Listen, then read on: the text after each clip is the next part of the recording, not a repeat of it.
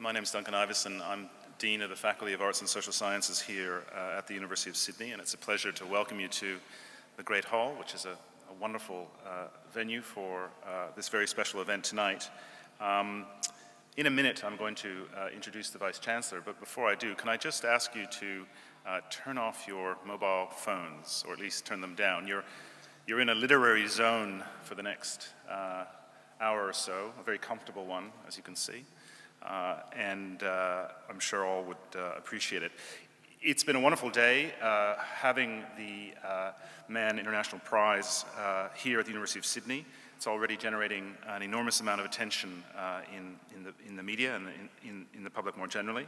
And of course, we're a university, and I have the privilege of being the Dean of a faculty that's passionate about the role of literature and great writing in the public culture, not just of Australia, but of our region and more generally and globally. And it's a great pleasure to introduce Dr. Michael Spence, Vice-Chancellor and Principal of the University of Sydney, to welcome you more formally. Michael.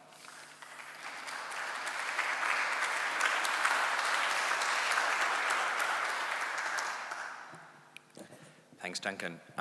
Well, I would like to begin, as we usually do, by acknowledging the traditional custodianship of this land in the Gadigal people of the Eora Nation. People of the Gadigal clan have been teaching and learning here for tens of thousands of years.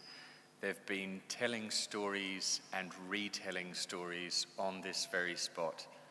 And that proud tradition, not least of narrative, is something of which the University of Sydney is very proud, and we think all Australians should be with us. So I would like to acknowledge their traditional custodianship.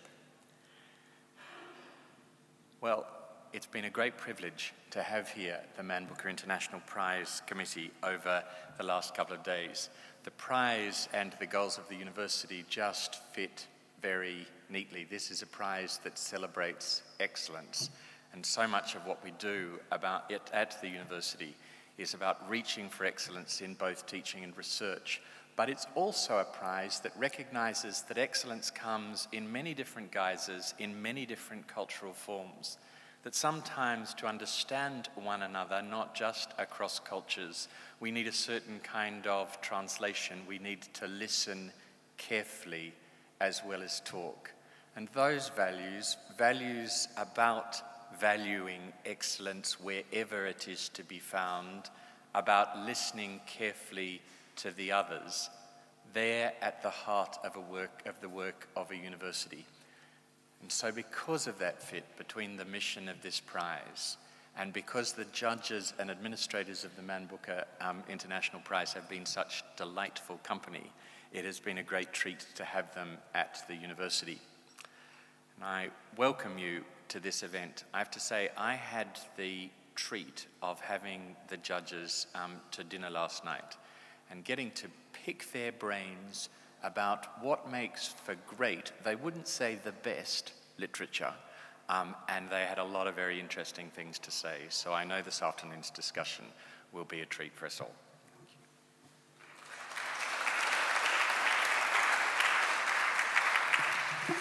Well, ladies and gentlemen, we have a very interesting format for you this evening, and what I want to do now is just introduce each of our very distinguished judges, the detailed biographies of whom you can find in your programs. And I'm going to ask each of them to come up and join us on this wonderful stage, which contrasts the modernism of the forward-looking university with the Gothic pile of its past. And without further ado, can I ask and can I invite Ms. Carmen Khalil, judge of the Man Booker Prize 2011.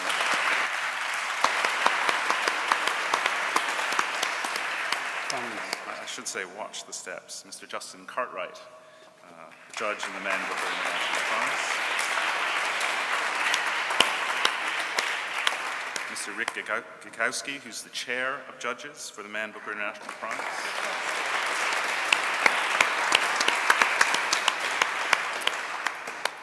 And Ms. Fiammetta Rocco, who's the Man Booker Prize administrator and literary editor of The Economist. Welcome.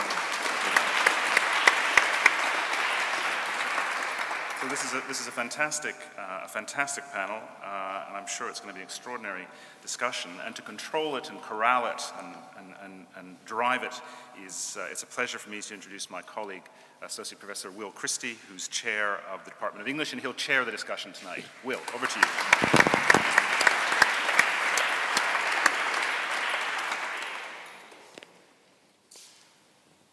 Right. Now, what I want to do is to focus our panel discussion on the prize and the process of judging before I open up the discussion to include the audience and invite questions from the floor. But before I start with a question to Ms. Rocco, or Fiammetta, if I may, I would like to ask the chair of the judging panel, Rick, if you wouldn't mind actually announcing the list, the shortlist to the group in case anybody here is not aware of those who've been chosen. And of course, many of you won't be because this hasn't hit the press yet. The 13 authors on the list of finalists for the Man Booker International Prize for 2011 are as follows, and in each case, just to be helpful, I'll tell you which country they come from. Wang Ani from China. Juan Goytisolo, Spain. James Kelman, Scotland. John le Carré, England. Amin Maalouf from Lebanon. David Maalouf from Australia. Dasha Marini from Italy. Rohinton Mistry, Indian, now a citizen of Canada. Philip Pullman from England. Marilyn Robinson from the United States. Philip Roth from the United States. Su Tong from China. And finally, Ann Tyler from the United States. I think probably at this point I ought to add something about Mr. le Carré, should I not? Half an hour before we announced these results this morning, and after the list of finalists had been submitted to newspapers and press agencies around the world, we heard from John le Carré's agents. And John le Carré made the following statement: "I am enormously flattered to be named as a finalist for the 2001 Man Booker International Prize. However, I do not compete for literary prizes and have therefore asked for my name to be withdrawn." In response to which, there was the following short sentiment from myself, but clearly speaking for all of us. John le Carré's name will, of course, remain on the list. That is to say, the list of finalists. We are disappointed that he wants to withdraw from further consideration because we are great admirers of his work. That puts you more or less up to date, I think. Will. Thank you very much. All right, then can I start, please, by asking our prize administrator, Fiammetta, what exactly the Man Booker Prize International is and how it's distinguished from the Man Booker Prize itself. Well, I'm sure most of you will know the Man Booker Annual Prize. About 40 years ago, Booker, British company, decided that they wanted, having been involved in the book world, to give something back to it. And they set up a prize which, very much in the keeping with the time, was open to writers from Britain, the Commonwealth, and the Republic of Ireland. Americans were notably excluded from it. It was for a single book published within a very narrow period, 1st of October to the 30th of September. And when Man became our sponsors, now nearly a decade ago, as an international group, they very much wanted to do something in addition. They didn't want to change the annual prize, they wanted to do a new prize. So they set up the International Prize. It's given every 2 years, not every year. There are no submissions from publishers, writers, agents The choice of who is considered is entirely at the discretion of the judges. There's a panel of 3 judges. They make up a long list, talking to friends and academics and other colleagues. They draw up their own list and will announce a list of contenders. This is the list that Rick has just read now.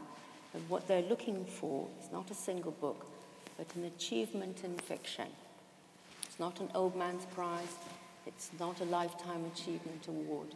It's for an achievement in fiction. So quite different from the other one, but very special in its own way. Thank you, Phoebe. Now, on the process of selecting and judging, my first is a composite question for the chair of the panel again, for Rick. How did the 3 of you go about your business? What did the judging involve? At what stage? How often did you meet? And so on, and anything else you're actually willing or legally permitted to tell us here today.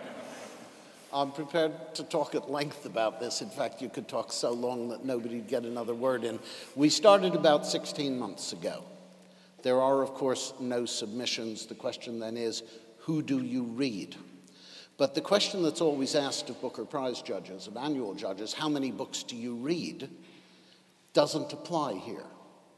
You've read, I think the answer for all of us is thousands of books. We've read thousands of novels by living writers. Which of those living writers might one wish to recognize in such a prize?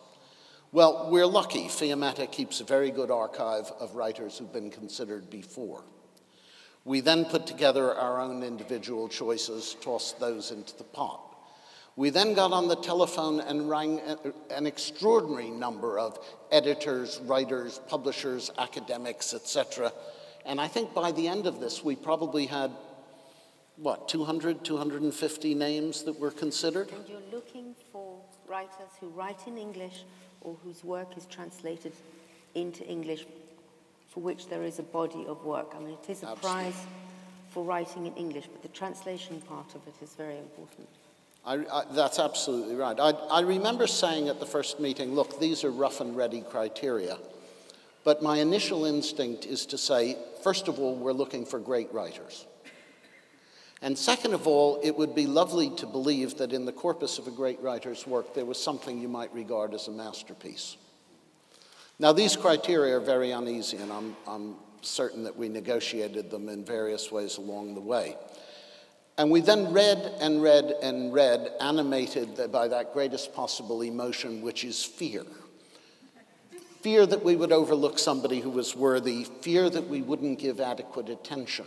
And it's extremely difficult because, you know, even if you have found the right Hungarian writer or the right Chinese writer or the right Lebanese writer, there may be a corpus of 10 or 15 books, and you have to read the right ones. And sometimes it's very hard to know which those are. How do we go about it? We met once a month in each other's homes. The person whose home it was cooked supper. We drank a certain amount of wine, Carmen and I. Justin wouldn't drink wine. And we talked and we read and we talked and we read. And what happens slowly is you don't have a set of criteria that you apply. You don't say, here is what greatness in literature is, let's go out and find it. In fact, you work the other way round. You understand what a great novel is when you encounter one, and then you bring it to each other's attention and see if you agree. I think that more or less is how it worked.